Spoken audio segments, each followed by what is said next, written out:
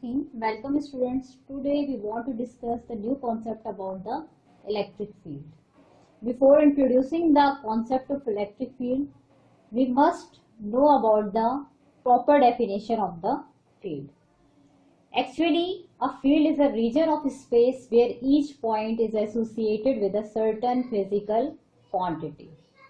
It means that when we talk about the temperature, अगर हम temperature की बात करें तो it has a definite value at every point in the room in which we are sitting. उसके हर point पे, इस रूम के हर पॉइंट पे हमारे पास टेम्परेचर की एक स्पेसिफिक वैल्यू होती है. अगर हम हर पॉइंट पे टेम्परेचर की वैल्यू को फाइंड आउट करना चाहें तो we can use the thermometer. हम क्या करते हैं, थर्मोमीटर को यूज करते हैं.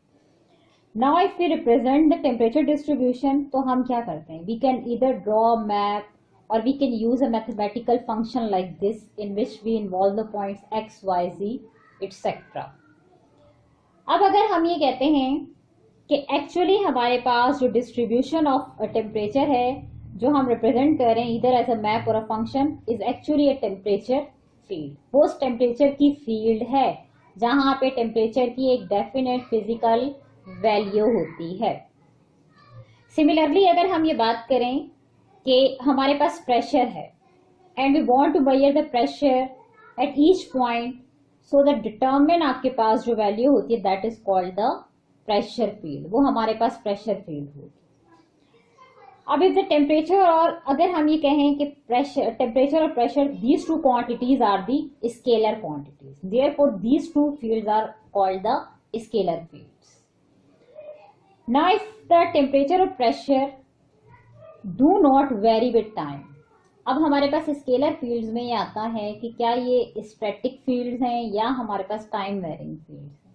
तो हम ये कहते हैं कि इफ द टेम्परेचर और pressure do not vary with time, यानी टाइम के लिहाज से अगर ये वेरी नहीं करती हैं तो हमारे पास ये स्टैटिक फील्ड्स कंसिडर होती हैं. यानी temperature depends on the simple points X Y Z, but if we say these are time varying fields that might be represented with a mathematically, अगर हम ये कहें टाइम डिपेंडेंट फंक्शन पे, time dependent function हमारे पास क्या है, time varying fields में हम एक एडिशनल फंक्शन लेते हैं जिसको हम टी के साथ रिप्रेजेंट करें और इसको हम टाइम वेरिंग फंक्शन का नाम देते हैं.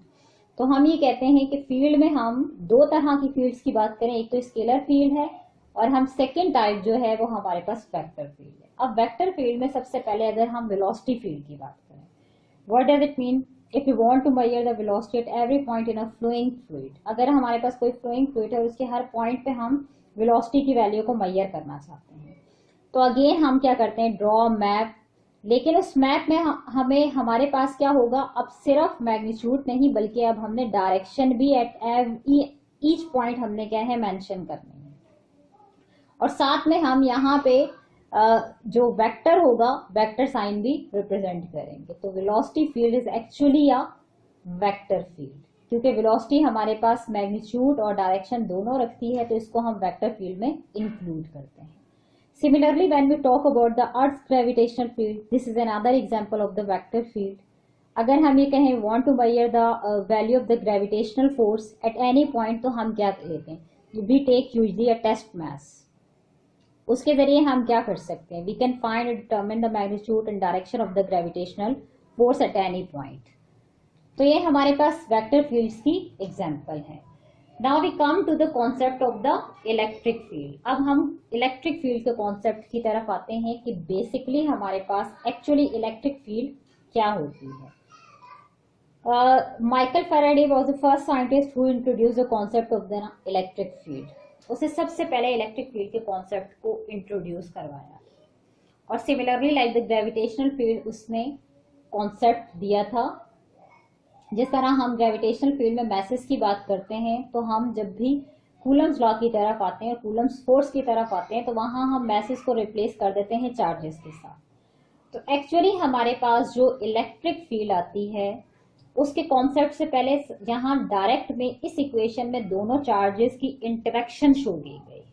यानी it means that Coulomb's law for the force of one electric charge on another encourages us to think in terms of action at a distance, कि यहाँ पे डायरेक्टली हम इंटरेक्शन की बात करें कि the two charges interacted directly with one another, यानी अब हम यहाँ पे ये बात करें कि हमारे पास जो effect of movement of one charge आ रहा है वो डायरेक्टली ट्रांसमिट हो रहा है दूसरे चार्ज को, but this is not happens. यहाँ पे हमें एक इंटरमीडिएट में किसी एक फील्ड की जरूरत है, और हम ये कहते हैं कि एवरी चार्ज जो हमारे पास बेसिकली इलेक्ट्रिक फील्ड होती है, this is a force field, this exerts a force on other charge placed in the field, यानी इट मीन्स दैट कि हर चार्ज की सराउंडिंग में every charge exerts its force around its surrounding, that is called the field. यानी it means that कि जब यहाँ पे हम इस चार्ज की बात करें तो चार्ज का इंटरेक्शन डायरेक्ट चार्ज के साथ नहीं होगा,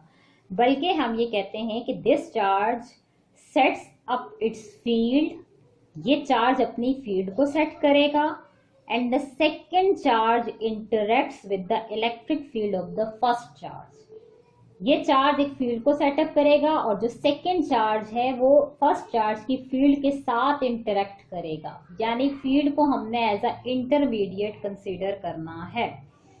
अब अगर हम ये कहते हैं कि हमारे पास बेसिकली क्या होता है, एक्चुअली हर चार्ज अपनी एक इलेक्ट्रिक फील्ड अपनी सराउंडिंग में स्पेस में बनाता है, उसको चार्ज की फील्ड का नाम दिया जाता है। अब हम ये कहते हैं कि this field exists whether the other charges are present in space और नॉट। अब हम इसको किस तरह, हाउ कैन बी टेस्टेड, अगर हम ये चाहें कि हम इस चार्ज की फील्ड को टेस्ट करना चाहते हैं, how can be test, the presence of a field can not be tested until we use another test charge। हम किसी भी चार्ज की फील्ड की प्रेजेंस को उस वक्त तक टेस्ट नहीं कर सकते जब तक हम कोई और चार्ज, जिसको हम टेस्ट चार्ज यहाँ पे मैंने ये रिप्रेजेंट किया है Q नॉट, जब तक हम ये चार्ज नहीं लेते हैं। जब हम किसी भी Q चार्ज को इसके नजदीक लेकर आते हैं, जब ये इंटरेक्ट करता है, तो इसमें हमारे पास बेसिक दो तरह के स्टेप्स आते हैं। एक तो ये होता है कि जो पॉइंट चार्ज होता है जिसने फील्ड यहाँ पर अपनी सराउंडिंग में एक बनाई होती है, जो इसका फोर्स ऑफ इन्फ्लुएंस है, सबसे पहले ये क्या करता है, point charge produces a field, point charge क्या करेगा, अपनी फील्ड बनाएगा। अब हम एक टेस्ट चार्ज को इसके नजदीक लेकर आते हैं।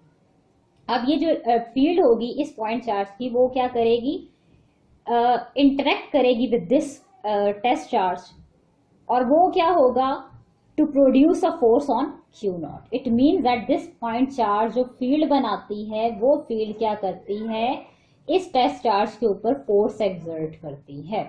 तो हम ये कहते हैं कि जो हमारे पास ये टेस्ट चार्ज होता है, यूनिट पॉजिटिव चार्ज होता है, ये जो फोर्स एक्सपीरियंस करता है, ये इलेक्ट्रिक फील्ड इंटेंसिटी होती है, उस इलेक्ट्रिक फील्ड की स्ट्रेंथ होती है। यानी electric field strength is defined as force experienced by a unit positive charge that is represented with F divided by Q naught। और अब हम ये कहते हैं कि ये जो चार्ज अपनी फील्ड को सेटअप करेगा, और जो ये टेस्ट चार्ज के ऊपर, यानी ये पॉइंट चार्ज अपनी फील्ड के जरिए इस टेस्ट चार्ज के ऊपर जितनी फोर्स लगाता है, जो कि हमारे पास इलेक्ट्रोस्टैटिक फोर्स के बराबर होती है, F is equal to Q naught है।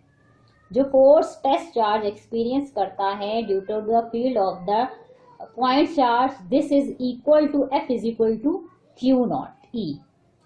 Now if you want to find the SI unit of the electric field intensity, तो हमें पता है फोर्स का यूनिट न्यूटन होता है, चार्ज का यूनिट हमारे पास कूलम होता है, तो E is equal to newton per coulomb होता है।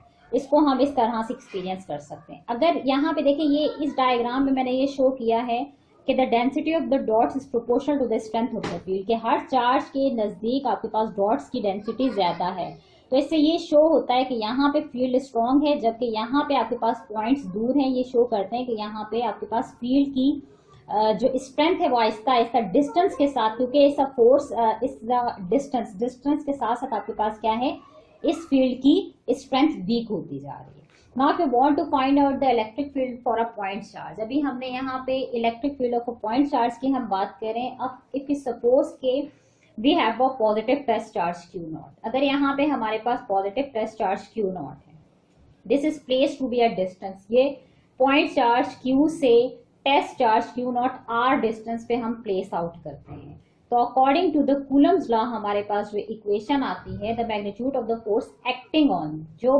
फोर्स का मैग्नीट्यूड है वो क्यू नॉट पे जो एक्ट करता है, F is equal to 1/4πε0 Q into Q naught divide by r square आता है। अब अगर हम ये कहते हैं कि यहाँ से हमने इलेक्ट्रिक फील्ड इंटेंसिटी की वैल्यू को फाइंड आउट करना है, तो we can put this value in this equation. तो यहाँ क्यू नॉट से कैंसिल, सिंपली हमारे पास सिर्फ क्यू होगा। This is the magnitude form of the electric field of a point charge. If you want to write it in the vector form, then we place a unit vector with it. हम क्या करते हैं, इसके साथ unit vector यहाँ place out कर देते हैं। तो इट मीन्स कि आपके पास क्या है, this is the vector form. Actually हमारे पास ये जो यूनिट वेक्टर होता है that is directed from the point charge to the test point, जो टेस्ट चार्ज है उसकी तरफ होता है।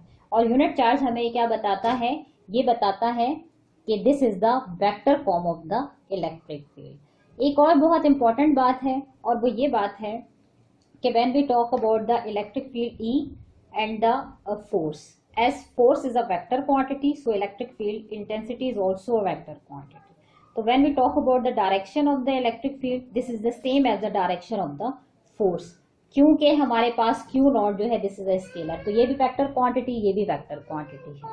Thank you.